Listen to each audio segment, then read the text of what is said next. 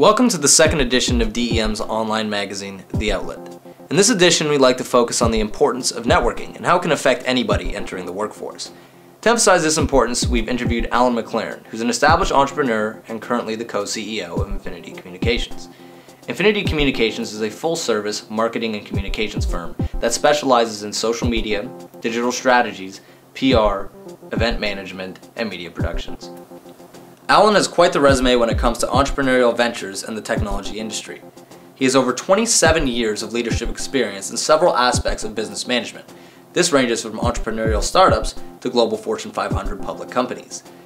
He's a former president of Icon Quebec, a NASDAQ-listed IT security firm. He was also the president of a privately held security firm known as White Hat Incorporated. In this organization, he was part of a team which orchestrated revenue growth of 640% in just under 3 years. This was all thanks to PR and marketing sales strategies. Through his entrepreneurial success, Alan has used networking and marketing to help define himself as a business professional. In this interview, we hope to express the importance of networking and how it can help anybody entering the workforce. Welcome to the second edition of The Outlet. In this edition, we're kind of focusing more on networking and how it can help students coming into the workforce. So we just wanted to get an idea through your personal work experience, things that you've done where networking has helped, and how networking can help anybody. So our first kind of questions were what your undergraduate was in, and did it really help you getting to where you are now, or did networking play a big role in that? Well, funny enough, as we go back to a long time ago when I graduated in 1985, really I really wasn't that focused on what I wanted to do because I didn't know what I wanted to do. Like a lot of students today, they start out. So I did a BA in sociology, which is, you'd look at it and say, well, what would you do with that? The reality was it taught me how to read and write. Taught me how to learn. How did you kind of get to your career path from your undergrad? Considering, networking helped, but it wasn't really the main, your education, it wasn't your foot in the door to, doing PR and even getting into your IT firms that you've been at. Yeah, so the reality is, this is where I think the fun part about networking is it's not a linear path. You have to go back to actually the time when I actually started at, 16 years old and had a newspaper route, and I worked at the Bay for 9 years while I was going through school. And all the people that you meet over those times, the thing that I didn't realize back then was all these people would be important in my life 20 years later. So you don't think about that stuff. You just kind of live your life and meet people and go for a beer and have fun. Well, let me tell you, the university students you're with today, where you work, whether it's at Winners or the Bay or wherever it is, those are all people that are going to be important in your life at some point. So if I look forward and say, I did that, and then I did my undergrad, you know where my first job came from? And you won't believe it, it's family. I didn't get my first job through family, but I've got someone who said, oh, we're hiring. And you'd be amazed how many people get their first job through family. But one thing I'd like to say about that, if you're a decent person and you're reasonably intelligent, they'll give you the chance. If you're not getting the chance, look inside and see what you need to change. Because networking doesn't help if you're not really that good. Okay. What were your kind of first business connections where, people kind of really started referring to you outside of family? Yeah. That's pretty easy. When I was lucky enough to get my first few jobs, when I got my first few jobs at Canon and I worked my way through the organization, this was a big company, and in a big company you build a pretty decent network. And what will happen ultimately is outside of your initial schooling, when you get your first big job, you're building a heck of a network inside. And what happens is those people leave the organization and create that other circle that you can then get to and call you for jobs. So I, in my life now at 53 years old, have never interviewed for a job.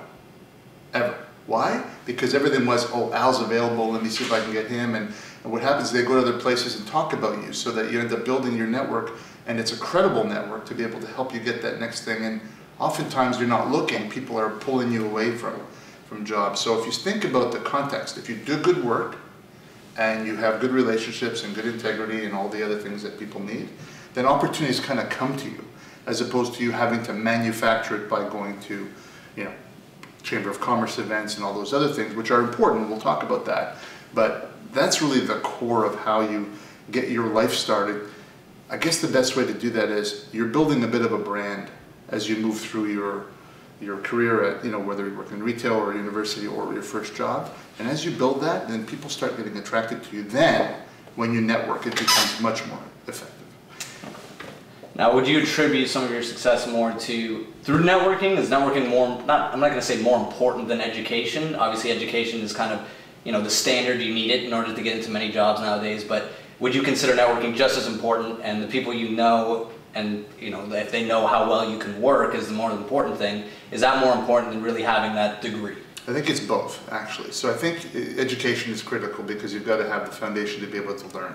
What we look at, even when we hire people today at Infinity, we look at it and say, so they've got a degree, we really don't care what the degree is in, because a lot of times in an undergrad, you don't really know what you want. Unless you have a clear path to accounting or management or business, you really don't know.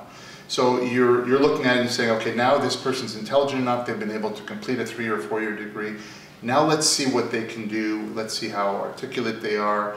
Are they hard worker? Do they really care? All the things that are really important. The attitude is probably the most important thing. So once you've got that foundation, that's just a check mark to say, we can now have a conversation. The next step is now, are you everything that you say you're going to be? Are you fun to be around? Are you a pain in the butt to be around? All those things matter, and they matter in networking too. Can you imagine going to an event, and you've all met those people that, hello, how you doing? And they're practicing, and they've got their hands moving, and you're kind of going, there's nothing real here. Yeah. People like to be with people that are real. And whatever networking you do, we'll talk about those different things, and I'll talk about those in a second. It really comes back to sincerity and integrity, and recognizing that you got to be a good person first. People like hanging with you. People will want to help you. Mm-hmm.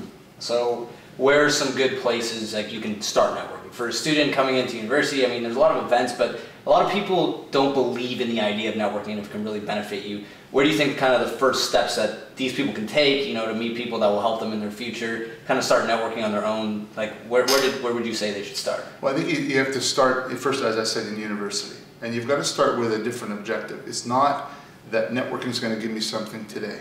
You can network and something happens 2 years later, 3 years later. If we look at, maybe you could even look at the comparison to marketing, which is what we do at Infinity.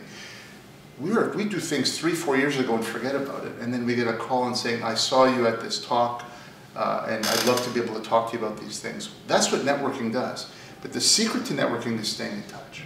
So you look at the example of LinkedIn and Facebook. So we use those two examples that everybody knows at university. You don't realize what that's doing for you by staying in touch with the 500 or 600 people that are on Facebook. I'd encourage university students to get on LinkedIn now and start to play around and start to build their business network too. Because it's just about staying in touch and staying relevant and staying important. You and I connected at an event, and then we're now having a chat here today, and who knows where that's going to go tomorrow for you or anybody else that's connected through your circle. That's how the game is played. It's not that linear that says, well, you speak to me and I speak to you and they'll get a job. No. All the things you do, everything you touch, your family, your sports teams, your community work, all of those things are networking. And what I think is when you connect online, you're able to stay in touch, because I can't talk to you every month, but I can see a post of yours on LinkedIn or a like that you do on my Facebook post that reminds me, oh, that's Zach. And that little thing is the thing that allows people to connect, so that over time when there's an opportunity, I could say, hey, I have a video shoot opportunity, who could I talk to be a great host? And it could be you. And that's how the game is played. And when you look at it over the long term, then you find those networks that work for you, and I'll talk about the one that works best for me in a moment.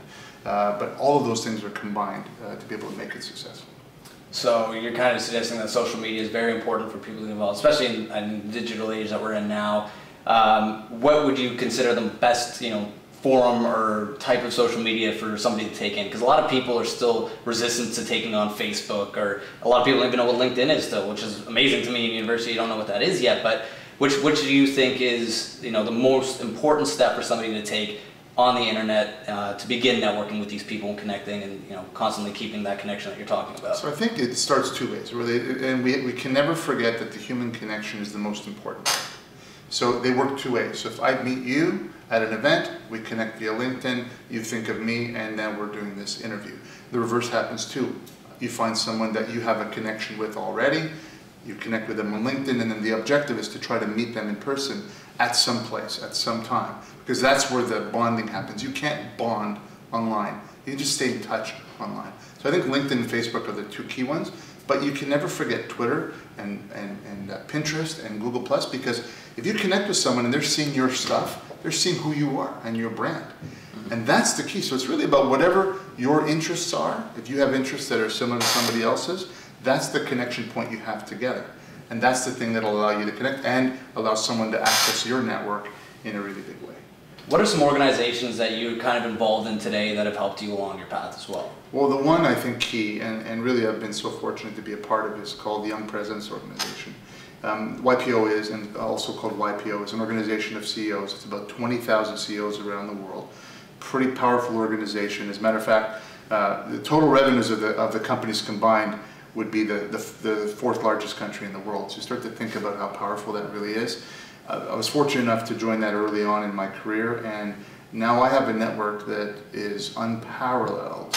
I could call Beijing, I could call Adelaide, Australia, I could call Istanbul, Turkey, and anybody that is in there that I needed help with, I could actually get that help from. And that is an amazing thing. So what I would suggest is people move through their university careers and develop into executives, that they look for organizations like YPO or TEC or women's presidents organizations, whatever they are. Find those that are incredibly powerful, so that you can now have people that you know, so you can help the people in your network. Thanks for being with us, and I hope everybody that's watching has learned a lot from what you taught us.